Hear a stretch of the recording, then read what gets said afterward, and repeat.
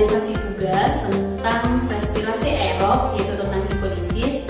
Sudah mengumpulkan sebagian besar, terima kasih bagi kalian yang sudah mengumpul. Dan bagi yang belum mengumpul, tolong Bu harap supaya hari ini tuntaskan semua.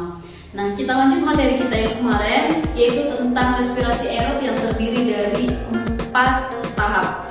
Tahap pertama sudah Ibu jelaskan, yaitu tentang glikolisis, di mana glikolisis itu menghasilkan beberapa produk energi.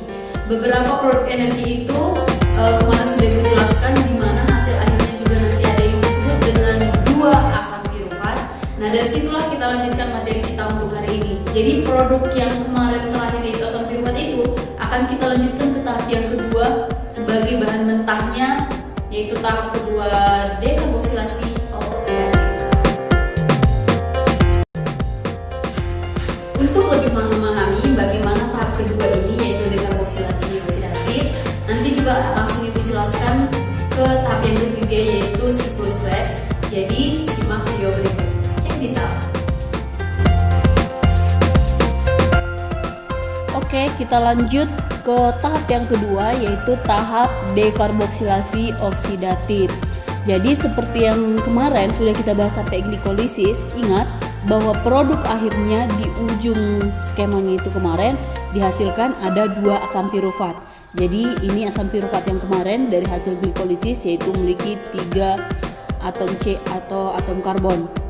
Di sini sebenarnya ada 2 asam pirufat, tapi yang Bu jelaskan satu saja, berarti nanti mewakili menjadi 2. Cukup produknya ini nanti kita kalikan 2 saja.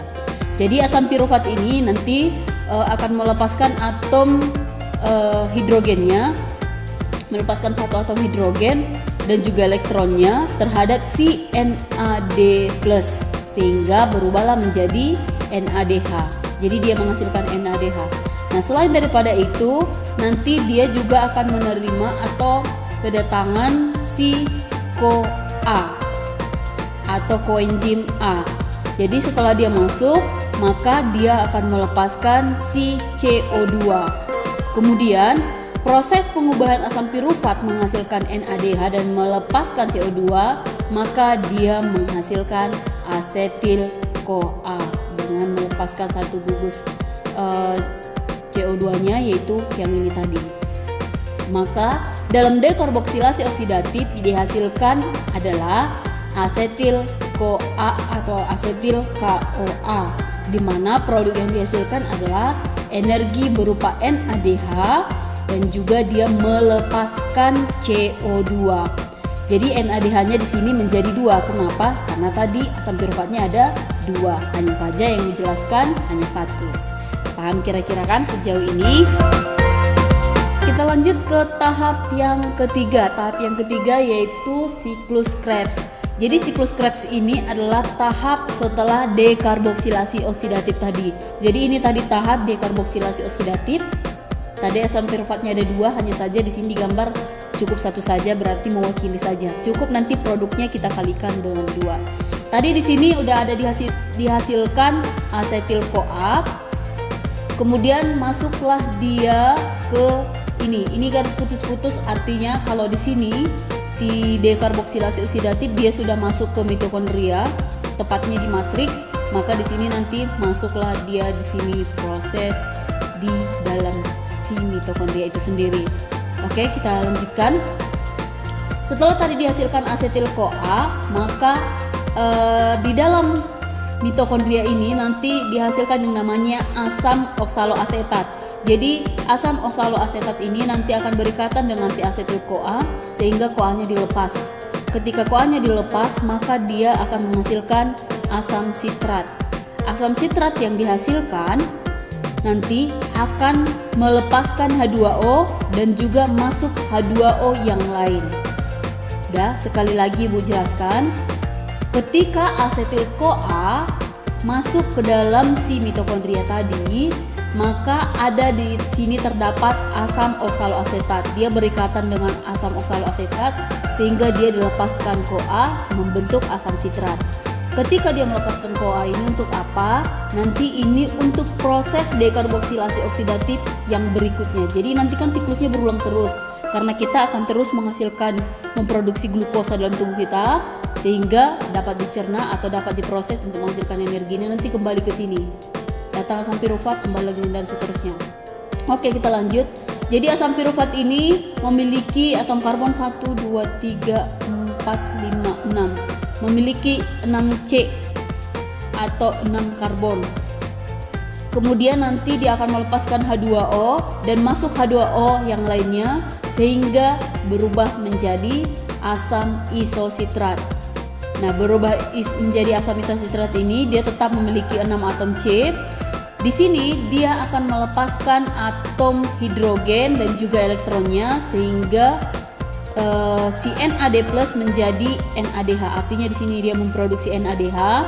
Kemudian di sini juga dia melepaskan CO2 sehingga lepaslah satu karbonnya maka menjadi 5. Maka terbentuklah asam alfa ketoglutarat. Setelah terbentuk asam ketoglutarat, dia akan melepaskan satu atom hidrogen dan elektronnya, maka terbentuklah NADH lagi. Kemudian dia melepaskan satu atomnya sehingga terlepaslah CO2. Kemudian proses pembentukan NADH dan pelepasan CO2 dia akan membentuk yang namanya suksinil-CoA.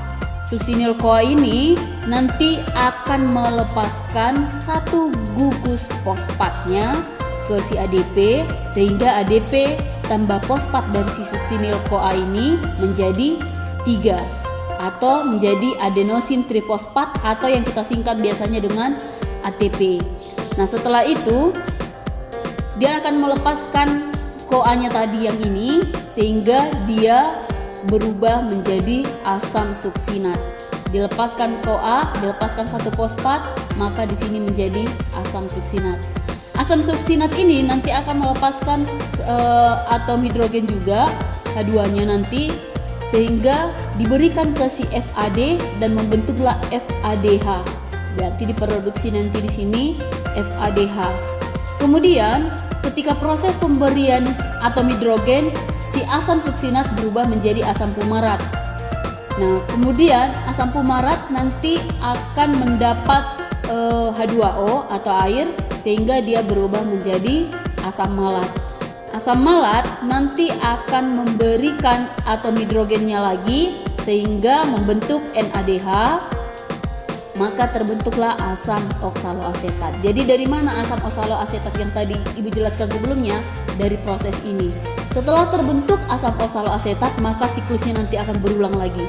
Ketika datang nanti si asetil-CoA yang lain, maka bergabung dengan si asam oksaloasetat dengan asetil-CoA, dilepaskan CoA, dibentuk asam sitrat dan seterusnya. Jadi intinya dalam siklus Krebs ini ada berapakah energi yang dihasilkan? Energi yang dihasilkan ada 1, 2, 3 NADH, kemudian 1 FADH dan 1 ATP. Tapi ingat bahwa ini yang Ibu jelaskan dalam 1 asam pirufat. Padahal sebelumnya ada 2 asam pirufat. Artinya ini semua produknya kita kali 2, yaitu NADH 3 berarti dikali 2 menjadi 6. FADH ada 1 dikali 2 menjadi 2, ini juga dikali 2 menjadi 2. Total dari siklus Krebs produksi energi yang dihasilkan adalah 3 NADH, kemudian 2 FADH dan 2 ATP. Paham kira-kira itu kan dari mana? Karena ada tadi 2 asam pirufat, cuma Ibu jelaskan hanya 1 saja biar nggak usah berulang-ulang, toh hasilnya sama. Sejauh ini bisa kira-kira dipahami kan? Nah, dari semua energi atau produk energi yang dihasilkan dari tahap glikolisis, dekarboksilasi oksidatif dan juga siklus Krebs itu sebenarnya energinya sama, hanya saja memiliki beberapa istilah yang berbeda. Nah, sebelumnya Ibu setiap menyebutkan energi pasti Ibu sebut bahwa kata lainnya adalah ATP. Tetapi pada materi ini ada istilah lain yaitu NADH dan FADH. Sebenarnya itu apa sih? Nah, jadi NADH dengan FADH itu adalah sama-sama energi. Jadi dia hanya dalam bentuk energi porsi besar. Jadi kalau si NADH itu adalah singkatan dari nikotinamide, adenin, dinukleotid, dan FADH itu adalah clavin, adenin, dinukleotid atau seperti ini. Jadi ini sebenarnya produk energi yang lebih besar adenosin trifosfat. Jadi kalau setiap satu NADH itu nanti menghasilkan 2 ATP. Kemudian kalau satu FADH itu menghasilkan 3 ATP. Kenapa bisa demikian? Nah, kenapa NADH itu sama dengan 2 ATP dan FADH itu nanti akan Ibu jelaskan alasannya di materi berikutnya. Nah, jadi intinya berapakah semua ATP yang dihasilkan dari glikolisis dekarboksilasi oksidatif dan siklus Krebs secara keseluruhan kalau dibuat dalam satuan ATP? Itu tugas kamu. Jadi nanti Ibu jelaskan, bisa saja Ibu jelaskan nanti, tetapi tugas kamu adalah seperti yang sebelumnya.